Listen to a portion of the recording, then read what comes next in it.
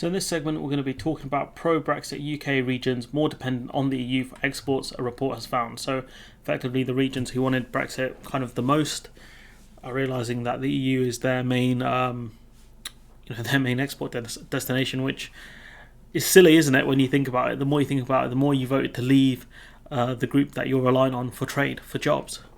So Brexit supporting regions in the UK are becoming increasingly dependent on the EU for their manufacturing exports, research by the trade body Make UK have found. The report found the EU remains the overwhelmingly dominant destination for UK manufacturing exports, which shouldn't surprise you when I think, predominantly, I don't know what the north of England actually makes or these kind of Brexit regions. One of them would be cars. Cars, where are you going to sell them to outside the EU? That's the key problem. Only the Americans will maybe buy them.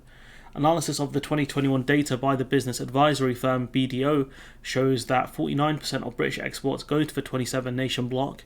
That might go down because you might see more businesses exporting to the rest of the world rather than the EU, but geography is a key problem.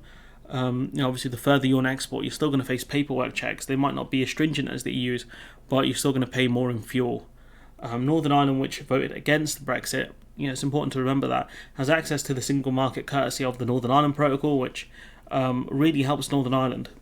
This is mostly, Northern Ireland is mostly reliant on the EU, with 63% of all exports going across the border to the Republic of Ireland, to the continent. And let's not forget that the relationship for, especially agri-food, the agri-food industry in Northern Ireland and Ireland is symbiotic. The two need each other because the milk that's farmed in Northern Ireland is often processed and sold in the Republic of Ireland. So they two need each other. Sometimes they go back and forth on the goods, because that's the nature of kind of the all-island economy. I know I'm going to annoy Donaldson for saying that, but it's true. Northern Ireland is very dependent on the Republic of Ireland for trade, and the same the other way around. Maybe the Republic of Ireland less so, but still it is needed. Some of the UK regions that voted for Brexit registered the biggest increases in the share of their manufacturing exports that went to the EU. So more and more of these kind of Brexit areas are reliant on the EU for trade, for exports, which is really interesting. Surely they would look at emerging markets.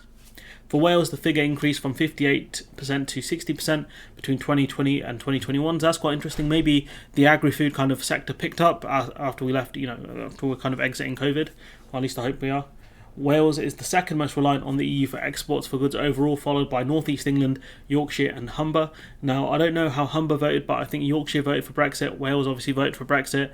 And despite, lots of people telling me, it's because, Wales mostly voted for Brexit because of English people living there, etc. I don't know how many English people live in Wales, but it seems a bit unfair to blame the English for everything. I don't know.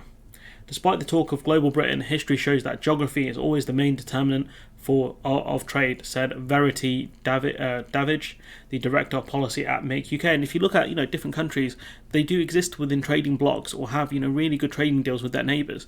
Something like NAFTA, for example, exists for a reason. Or was it called the USMCA now? I don't know, but the trading bloc that is kind of Mexico, the USA, and Canada. Or you've got Mercosur, some of the South American countries are within its own trading blocks. It makes sense. The EU was always going to remain the main destination for manufacturers who appear to be becoming more, not less, dependent on it as a market, she added. Maybe this is down to the fact that we've lost EU trade deals, I'm not sure, but it's interesting that these areas are trading more with the EU, not less. The trade body has called on the government to recognise the importance of European markets. I mean, they're not going to do that. They're going to talk about emerging markets. And to re-establish the Brexit Fund for small and medium-sized businesses. Now, I didn't even know there was a Brexit support fund. Why would they need one? Because Brexit was going to go great. I didn't know such a fund existed. This alongside other schemes to help manufacturers respond to post-Brexit barriers, including customs, export certification and standards compliance. There's nothing the government can do when it comes to customs and export certifications, because those are all within the EU. Standards compliance is something the government could maybe solve, if we continue to have mutual recognition of standards with the EU, but the EU aren't going to give us that. So again, there's not much in a sense the government can do unless you get certain alignment deals, etc. But again, customs, export certifications, they're mainly down to the country you're exporting to.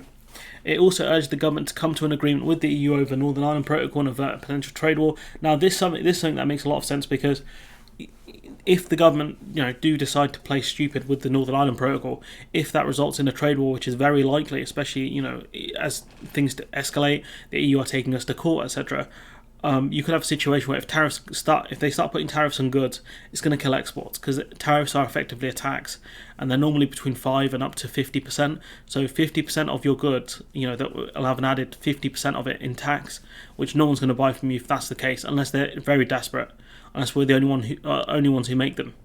The Regional Manufacturing Outlook 2022 report found that manufacturing conditions improved across all regions and measures. So that's good, but the problem is it's not sustainable. This report warns of a potential plateau as supply issues and energy price increases put a squeeze on manufacturing and consumer demand. Businesses pay a lot for the energy they use. They pay far more than households, per kilowatt. And obviously the fact that, because something declines massively, when it jumps back up, if it jumps back up, it will have a massive jump, but then eventually it plateaus. Kind of like what the UK's GDP looked like. I think it bottomed out at -8%. We came back at +7%, but we're still lower than where we were, if that makes sense. So you got the price squeeze, and obviously the squeeze on manufacturing consumer demand. So that's something the government can't do much about, consumer demand, but the government can sort out things like higher input costs, because we've seen that with imports now. We're in a situation where everything that we import has customs fees, etc. It could be far worse, but we're not a country that makes a lot of raw materials, so we have to import them. And because we import a lot from the EU, any raw materials we import from the EU will be more expensive now than they were in years gone by, especially with the falling pound as well. The period, the last year, may come to be seen as good as it gets for manufacturers for some time to come, given how fast the economic conditions are now weakening in major markets. So effectively saying last year was the best they might expect, especially as the pound weakens and we are heading towards a recession. Let's not forget that. So the increasing, the weakening demand of consumers will continue. The Northeast emerged as the top performer for growth in manufacturing and reflecting demand in pharmaceuticals and chemicals. That could be down to things like vaccinations and maybe chemicals that we used to import from the EU but we no longer do. The report warns that the region may also be vulnerable to a slowdown in performance, as it is unlikely to repeat the explosive growth seen in pharma as a result of the pandemic. So effectively, vaccine rollouts will slow down, and these pharmaceutical companies won't be making as much as they did before, especially as the cost of certain things like hand sanitizer has dropped as well. Wales is also the second most reliant on the EU market for exports, after Northern Ireland, with 60% of all its goods exported to the EU. So Wales obviously being very dependent on the EU, and I do wonder what someone like Mark Drakeford thinks about all of this, given the fact that Labour are in charge of Wales. What does he make of the fact that Wales are very dependent on the EU, and what does he think about Brexit? These are questions I would ask Drakeford, considering how dependent Wales's economy is on the EU. But what we can gather from this is the regions that voted really for Brexit are realising now that they are more reliant on the EU than they first realised, especially when some of these regions are very reliant on EU structural funds, which the UK has not replaced, despite promising that they would. The new system for structural funds is a lot worse than the former EU system. Let's put it that way. I've covered that in the past though, and Cornwall's very unhappy with it. But anyways, I'm going to leave it there. Let me know what you think in the comments below. Like, comment, share, subscribe. Support the channel on Patreon if you can, and hopefully I'll see you in the next one.